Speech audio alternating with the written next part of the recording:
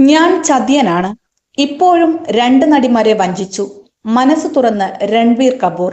ജീവിതത്തിലുണ്ടായ പ്രണയ തകർച്ചകളെക്കുറിച്ചും അത് തനിക്ക് സമ്മാനിച്ച പേരുകളെക്കുറിച്ചും വാചാലനായി ബോളിവുഡ് സൂപ്പർ താരം രൺബീർ കപൂർ. സംരംഭകനായ നിഖിൽ കാമത്തിന്റെ പോഡ്കാസ്റ്റിലാണ് താരം മനസ്സ് തുറന്നത്. പിതാവ് ഋഷി കപൂറുമായുള്ള ബന്ധത്തെക്കുറിച്ചും നടൻ പറഞ്ഞു. എനിക്കൊരിക്കലും പിതാവുമായി വിയോജിക്കാനുള്ള ധൈര്യമുണ്ടായിരുന്നില്ല. കുട്ടിക്കാലത്ത് അദ്ദേഹത്തോട് നോ പറയാനാകില്ല. അദ്ദേഹം ക്ഷിപ്രകോപിയാണെങ്കിലും വളരെ നല്ലൊരു മനുഷ്യനായിരുന്നു. അദ്ദേഹത്തിന്റെ കണ്ണുകളുടെ നിറം ഞാൻ കണ്ടിട്ടില്ല. കാരണം എപ്പോഴും തല കുനിഞ്ഞാണ് നടന്നിരുന്നത്. ഞാൻ ഒരിക്കലും എന്റെ വികാരങ്ങൾ പ്രകടിപ്പിക്കാറില്ല. പെട്ടെന്ന് കരയാറുമില്ല, രൺബീർ പറഞ്ഞു. രൺബീർ തന്റെ പ്രണയങ്ങളെയും അവ തകർന്നതിനെക്കുറിച്ചും പറഞ്ഞു.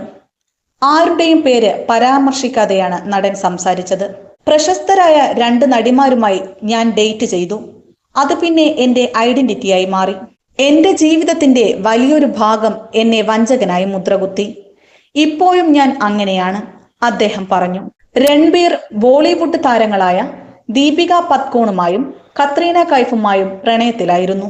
ഇവ തകർന്നതോടെ രൺബീർ ചതിയൻ എന്ന രീതിയിൽ മുദ്രകുത്തപ്പെട്ടിരുന്നു. ഇത് ഉറപ്പിച്ച് ദീപിക ചില പരാമർശങ്ങളും നടത്തിയിരുന്നു.